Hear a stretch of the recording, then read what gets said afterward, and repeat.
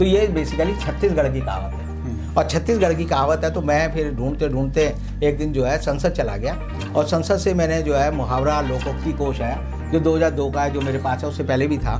तो इसमें कहावत के बारे में लिखा है कि घास के गंज का कुत्ता न खाए और ना खाने दे। तो मैं इसका मतलब ढूंढ रहा था, तो इसका मतलब ये निकलता है कि घास के गोदाम में या कोठरी में अगर कुत्ता घुस जाए तो घास तो उसे खानी नहीं, और घास नहीं खानी तो क्या करेगा, वो दूसरे जानवरों को भी घास ही खाने देगा।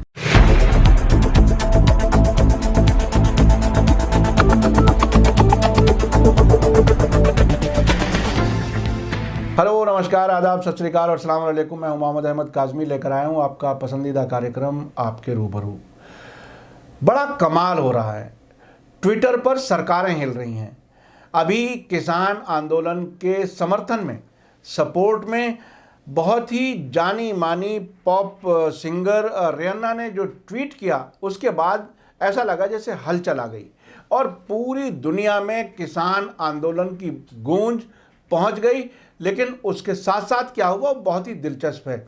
हमारे विदेश मंत्रालय ने एक बयान दिया उसके खिलाफ, और ये आम तौर पर मैं एक लंबे अरसे से विदेश मंत्रालय को कवर करता रहा हूँ, विदेश के मीडिया के लिए, अपने लिए भी, और उसमें मैंने कई बार ये महसूस किया। और बहुत बड़े जो सीनियर जर्नलिस्ट हमारे रहे हैं, उन्होंने कहा कि हमारा मंत्रालय इतना सुस्त है, जब किसी भी घटना पर दूसरे देश, अमेरिका जैसे देश रिएक्शन दे चुके होते हैं, फिर ये तय करते हैं हमें क्या बोलना है। लेकिन इसमें इतनी तेज़ी दिखाई और बयान इतना बड़ा दिया कि जैसे कि किसी एक मुल्क के प्रेसिडेंट ने कोई इंडिया के ख़िलाफ़ कोई बड़ा बयान दिया है, उस पर जवाब दिया हो। तो ये सरकार की एक तरह से हताशा इसमें नज़र आ रही है। बहरहाल, इस सब को समझने के लिए मेरे साथ आज ख़ास मेहमान हैं रविंद्र कुमार जी, जो पेशे से वकील हैं और अध्यक्ष हैं राष्ट्रीय मुक्ति मोर्चा के। रविंद्र कुमार जी, वेलकम है आपका मीडिया स्टार वर्ल्ड में। आखिर ये क्या कुछ देखने को मिल रहा है, क्या हो गया? इतनी मजबूत सरकार जो 300 से ज़्यादा लोकसभा में उनके मेंबर्स हैं, और अब राज्यसभा में भी बहुत जल्दी मेजॉरिटी होने वाली है, वो एक ट्वीट से घबरा कर के इतना तिल मिलाते हैं। आखिर क्या है, आप क्या देखते हैं इसमें? रियाना नाम का सिर्फ हिंदुस्तान के लोग परिचित नहीं थे। जी जी जी। कौन रियाना है कोई नहीं जानता था, जिसे आमतौर पर रेहाना कहा जा रहा है, मुसलमान समझी जा रही है। ये रियाना एक क्रिश्चियन या हो सकता है एथीस्ट हो, ज़रूरी नहीं है कि वो कोई मज़हब भी मानती हो। जी, आप बताइए। तो रियाना जो है दुनिया की सबसे महंगी पॉप स्टार है आज के समय में। उसके पास 40,000 करोड़ रुपए की अपनी प्रॉपर्टी है। उसके 5.5 करोड़ जो है गाने के जो रिकॉर्ड हैं वो बिक चुके हैं। 10 करोड़ लोग जो है उसको ट्विटर पर जो है सपोर्टर करते हैं, सब्सक्राइब करते हैं उसको। और उस रियाना ने 6 शब्दों की एक बात कही कि आखिर बोलते क्यों नहीं। और कोई इशारा जो है किसकी ओर था ये नहीं पता। उन्होंने सिर्फ एक पोस्ट थी CNN टीवी की, उसको फॉरवर्ड किया था। और CNN टीवी की रिपोर्ट जो थी वो हिंदुस्तान में दिल्ली के आसपास जो हमारे बॉर्डरों पर किसानों के अहिंसक आंदोलन चल रहा है उसके बारे में चल रही थी। और उसमें ये एक तरह से भारत सरकार का और दिल्ली पुलिस का मजाक बनाया गया था कि दिल्ली पुलिस किस तरह गाजीपुर बॉर्डर पर, सिंधु बॉर्डर पर, टीकरी बॉर्डर पर, वहाँ पर जो है बॉर्डरों की फेंसिंग कर रही है। आप देखेंगे तो 12 लेयर जो है फेंसिंग की जा रही है बॉर्डरों की। पहले वहाँ पर जो है कंक्रीट के स्लैब लगाए गए, फिर उसके पीछे जो है कांटेदार तार लगाए गए, फिर उसके बाद जो है स्लैबों को जोड़कर उनमें कंक्रीट भरा गया, फिर उसके बाद जो है खाई खोदी गई, फिर उसके बाद जो है बड़ी बड़ी नुकीली कीलों को सड़क पे लगाया गया। और इस तरह जो है एक तरह से ऐसा दृश्य बनाया गया जैसे कि कोई विदेशी फ़ौज जो है दिल्ली पर हमला करने वाली है और दिल्ली को बचाने के लिए दिल्ली पुलिस जो है जुटी हुई है। और दिल्ली पुलिस के जो प्रमुख हैं उन्होंने माना भी कि ये मेरा सुझाव था, मेरा विचार था कि कीलें लगा देनी चाहिए, क्योंकि हमें दिल्ली को बचाना है किसानों से।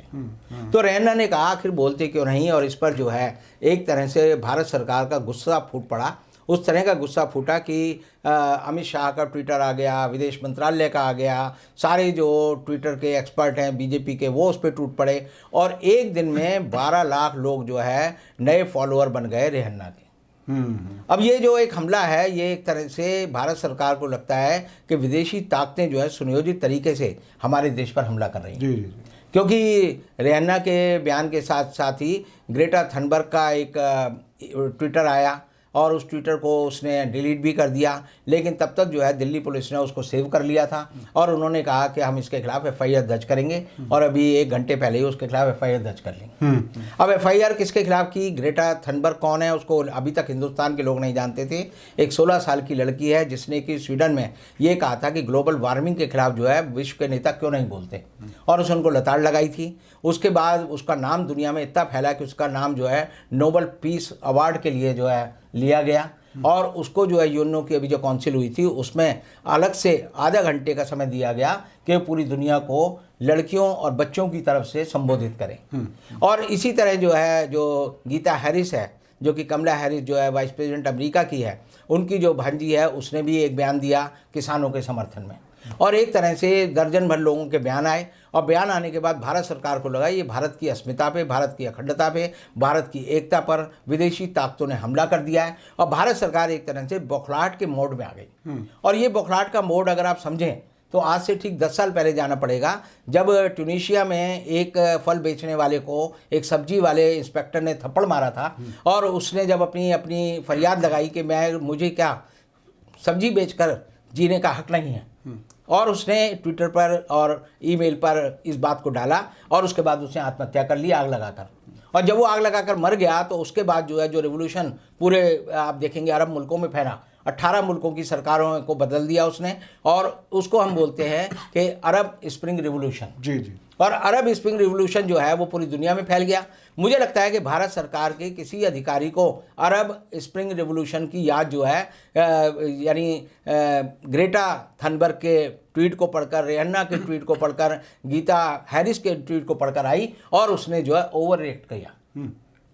अब दिल्ली पुलिस का ये कहना है कि हम जो है ग्रेटा थनबर्ग के खिलाफ जो है FIR दर्ज कर रहे हैं। उन्होंने FIR दर्ज भी कर ली, और उसमें 2 एक्सेप्शन लगाए हैं, एक धारा 153A और 120B कि आपने क्रिमिनल कॉन्स्पिरेसी की, और दूसरा जो है 153A है कि आपने कई समुदायों के बीच में जो है द्वेष फैलाने की कोशिश की। अब इसकी अगर हम पॉलिटिकल या लीगल इम्प्लीकेशन देखें तो लीगल इम्प्लीकेशन तो यह है कि भारत में दिल्ली पुलिस ने केस दर्ज किया है तो ये CBI को जाएगा, क्योंकि दिल्ली पुलिस जो है विदेश में किसी को गिरफ्तार नहीं कर सकती। तब जो है आपको जो है इंटरपोल को जाना पड़ेगा, और इंटरपोल जो है एक ऐसा विश्वव्यापी संगठन है जिसका मुख्यालय जो लंदन में है, और जो है भारत की जो अपराधी भागे हुए हैं उनके खिलाफ जो है रेड कॉर्नर वारंट इन्हें किसी कोर्ट से लेना पड़ेगा, और जब वो रेड कॉर्नर वारंट आएगा तब उसको इम्प्लीमेंट करने के लिए हमारी इंटरपोल को जाना पड़ेगा। अब यूरोप में, क्योंकि वो स्वीडन की रहने वाली है, तो यूरोप में EU कमीशन है। EU कमीशन जो है वहाँ की सरकारों का समूह है, और वहाँ पर जो है मानव अधिकारों की बहुत बड़ी यानी एक तरह से हैसियत है। और यूरोप में और EU कमीशन जो है ग्रेटा थनबर्ग को अगर हिंदुस्तान लाना है तो सबसे पहले भारत की सरकार को वहाँ से परमिशन लेनी पड़ेगी कि इस लड़की ने ऐसा क्या कह दिया कि भारत में जो है विचलन हो गया, भारत में जो है क्रांति होने वाली थी, भारत में विखंडन होने वाला था, भारत में लोग सड़क पर निकलकर आंदोलन करने वाले थे, सरकार को गिराने वाले थे। तो आप एक बात समझिए कि यूरोपीय कमीशन जो है वो इतना महत्वपूर्ण है और इतना ताकतवर है कि विकीलीक्स का जो जूलियस असांजे है उसको भी प्रोटेक्शन जो है EU कमीशन नहीं दे रखा है, और वो जो है आज तक जो है अमेरिका पूरी ताकत लगाने के बावजूद भी जूलियस असांजे को अमेरिका नहीं ले जा सके। तो मेरा ये मानना है, एक लंबे अरसे तक लंदन में एक एम्बेसी में वो रहे थे। जी हाँ, एम्बेसी के अंदर वो रहे, और आज भी एक बयान हुआ कि उन पे जो है वो चार्ज खत्म नहीं होगा, लेकिन उसके बावजूद भी एक लंबी लड़ाई लड़नी पड़ती है। और मुझे नहीं लगता कि भारत सरकार जो है जिस ढंग से उसे जिस तेजी से ग्रेटा थनबर्ग के खिलाफ जो एक्शन लिया है उससे उन्होंने एक तरह से, मैं एक बात कह सकता हूँ कि अगला जो विश्व शांति पुरस्कार है वो अब जो है मोदी जी को नहीं मिलेगा, वो ग्रेटा थनबर्ग को मिलेगा। ये उन्होंने उसको एक स्टैम्प कर दिया है।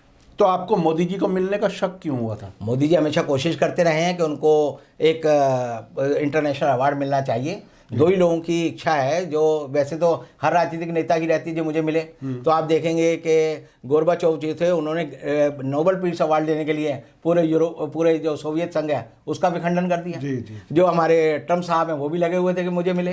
तो ये तो हर इच्छा की रहती है। जो हमारे अटल बिहारी वाजपेयी हैं उन्होंने भी जो मुशर्रफ को बुलाकर जो आगरा में वार्ता की थी वो भी इसलिए की थी कि मुझे नोबेल पीस अवार्ड मिले।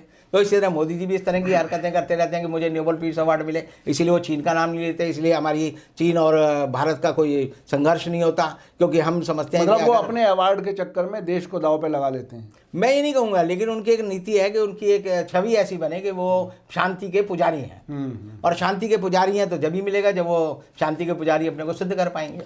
अब आगे आगे आपको क्या लगता है, ये जो एक इंटरनेशनल एक तरह से जंग छिड़ गई, ये भारत इसको वाकई समेटने में कुछ कामयाब होगा, या ये अनाड़ीपन में, कम इल्मी में, ना जानने की हालत में ये ऐसा कुछ कर रहे हैं, या इसका कोई नतीजा भी निकलेगा? देखिए, भारत जो है एक बड़ा मजबूत देश है। हम भारतीय हैं तो हम 140 करोड़ लोग हैं, और आप समझिए दुनिया में चीन के बाद नंबर 2 हमारा है, और 2-3 साल में हम जनसंख्या में चीन को पछाड़ देंगे। जी जी। हम जो है चीन की आबादी अभी 143 करोड़ है, हम 5-4 साल में जो है चीन को पछाड़कर दुनिया के सबसे ताकतवर और सबसे बड़ी जनसंख्या वाले लोकतंत्र हो जाएंगे और सबसे बड़ी जनसंख्या वाले देश हो जाएंगे। लेकिन हम जो है, हमारे जो नेता हैं, उनकी दूरदृष्टि जो है वो मुझे लगता है कि वो ज़रा कई बार ओवर रिएक्ट कर देते हैं, वक्त से पहले जो है रिएक्ट कर देते हैं। अब अमेरिका के सरकार का ऑफिशियल स्टेटमेंट आ गया है कि शांतिपूर्ण आंदोलनों का अमेरिका की सरकार समर्थन करती है। जी जी। हमारी जो है सुप्रीम कोर्ट ने कहा कि किसानों को शांतिपूर्ण ढंग से अपना जो आंदोलन चलाने का अधिकार है। तो इसका मतलब यह है कि पूरी दुनिया एक बात पे एक मत है कि शांतिपूर्ण आंदोलन कर सकते हैं आप। सो हमारी सुप्रीम कोर्ट भी कहती है, लेकिन हमारी पुलिस ये नहीं मानती। हमारी पुलिस ये मानती है कि किसान शांतिपूर्ण आंदोलन कर ही नहीं सकते, कोई आंदोलन शांतिपूर्ण हो ही नहीं सकता, चाहे सीए का आंदोलन हो या कश्मीर के जो लोग अभी बंदी है उनका आंदोलन हो। हम समझते हैं इनके मन में खुराफत है और ये भारत सरकार के खिलाफ है और भारत सरकार को उखाड़ फेंकने में लगे हुए हैं। जबकि लोगों ने वोट देकर सरकार बनाया है, तो पुलिस को इतना सम्मान लोगों की राय का करना चाहिए कि वो जो है शांतिपूर्ण तरीके से अगर कह रहे हैं तो शांतिपूर्ण तरीके से सरकार चलाना चाहते हैं। अच्छा, आप चूंकि वकील भी हैं, आप ये बताइए कि आखिर क्या पुलिस पर वाकई इतना दबाव होता है कि वो कानून के खिलाफ काम करें? क्या कुछ है? मतलब ये बहुत ही बारीकी से समझने की ज़रूरत है। एक तो कानून की बात मैं आपसे समझना चाह रहा हूँ, और अगर ऐसा नहीं है तो क्या पॉलिटिकली मोटिवेटेड या किसी एक ही लाइन पर सोचने वाले लोग हर जगह हो गए हैं कि ये कानून को की धज्जियाँ उड़ाई जा रही हैं? क्या कुछ है? एक फ्रेज चली थी 1971-71 में, कमिटेड जुडिशरी। और कमिटेड जुडिशरी का मतलब था कि वो एक दल विशेष की सरकार हो तो उसके साथ जो है जुडिशरी को चलना चाहिए। इसी तरह हम देखेंगे कि आरएसएस के लोगों पर एक रोक लगी हुई थी। आज का दिन ही है, आज 4 फरवरी 1949 को गांधी जी की हत्या के बाद जो है सरदार पटेल ने आरएसएस पे रोक लगा दी थी, और तब एक सर्कुलर जारी हुआ था कि आरएसएस के लोग जो है भारत सरकार की सेवा में या राज्य सरकार की सेवा में काम नहीं कर सकते। लेकिन उसके बाद जो है जब बीजेपी की सरकार आई, अटल बिहारी वाजपेयी की सरकार, तो वो परिपत्र वापस ले लिया गया। और आज के समय में मैं देखता हूँ कि कमिटेड जो आरएसएस के लोग हैं वही जो है, या उनकी ही बात जो है मानने वाले लोग जो है इस देश में जो है डीजीपी बनते हैं, इस देश में जो है पुलिस महकमों में जाते हैं, सरकारी अधिकारी बनते हैं, गवर्नर बनते हैं। तो एक तरह से फिजा ऐसी हो गई है कि अगर आप नारंगी रंग को पसंद नहीं करते तो आप जो है सत्ता के करीब नहीं माने जाते। तो इसलिए जो है पुलिस जो है, हमारी जो पुलिस है, आज की पुलिस, ये मैं कह सकता हूँ कि ये पूरी तरह से जो है, जो हमारी पुलिस की परंपरा है, जो औपनिवेशिक काल की पुलिस है, जिसका काम था कि लोगों को समान अधिकार वाला व्यक्ति नहीं समझना बल्कि गुलाम समझना। तो हमारी पुलिस आज भी गुलाम समझती है। शशि थरूर ने एक ट्वीट किया और पता चला कि उस पर देशद्रोह का मुकदमा दर्ज हो गया यूपी में। आप देखिए कि आप कुछ भी बोलेंगे आपके खिलाफ एक एफआईआर दर्ज हो जाएगी, और दर्ज होने के बाद जो है संयुक्त राष्ट्र संघ के महासचिव एंटोनियो गुटेरेस, उनके प्रवक्ता को कहना पड़ा कि शशि थरूर को भी अधिकार है शांतिपूर्ण तरीके से अपनी बात कहने का। तो जब जिस आदमी को शांतिपूर्ण तरीके से अपनी बात कहने का अधिकार है, अगर हम उसके ऊपर भी जो है देशद्रोह का और ऐसा गंभीर धाराओं का मुकदमा लगा दें और यूएपीए लगा दें और कहें कि एनएसए लगा दें, तो इसका मतलब यह है कि आप चाहते हैं कि सारे लोग जबान को सीकर रहें और बोले ना, देखें, लेकिन देखकर जो है अनदेखा कर दें। तो अभी आपको क्या लगता है, देखिए आम लोगों को आप क्या कहना चाहेंगे? क्या वाकई लोग डर जाएं या इसके खिलाफ आवाज़ उठाएं? चूँकि जगह जगह एफआईआर हो रही हैं, आखिर क्या करना चाहिए और किस तरह से इस मुसीबत से भी बचे कि वो उनके खिलाफ कोई मुकदमे ना हो, क्या कुछ हो? लोगों के मन से खौफ और डर निकल गया है। सबसे बुरी बात ये हुई है कि 26 जनवरी को जिस तरह से दिल्ली में एक षड्यंत्र पूर्वक तरीके से कुछ लोगों को, अपने ही लोगों को घुसेड़कर ये एक नैरेटिव बनाया गया कि देश के झंडे का अपमान हुआ। तो मैं कहता हूं कि बीजेपी के लोगों को या भारत के राष्ट्रपति को, भारत के प्रधानमंत्री को, दिल्ली पुलिस को ये नहीं पता कि राष्ट्रीय ध्वज का अपमान क्या है। राष्ट्रीय ध्वज के अपमान को कई घटनाएं होती थी। तो आपको मैं याद दिलाना चाहूँगा कि 1971 में इंदिरा गांधी एक एक्ट लाई थी जिसका नाम था the prevention of insult to national honour act, और उसमें लिखा गया था कि 4 चीज़ों की आप अगर अवमानना करते हैं तो ये राष्ट्रीय प्रतीक है। पहला हमारा तिरंगा है, दूसरा हमारा संविधान है, तीसरा हमारा देश का नक्शा है, और चौथा राष्ट्रगान है। और उसके बारे में उसमें लिखा गया है कि उसका अपमान क्या है। उसका अपमान यह है कि तिरंगे का अपमान यह, अगर आप तिरंगे को फाड़ते हैं, तिरंगे को जलाते हैं, तिरंगे को पाँव के तले रौंदते हैं या उस पर कोई अश्लील नारे वाले लिखते हैं, तब वो अपमान है।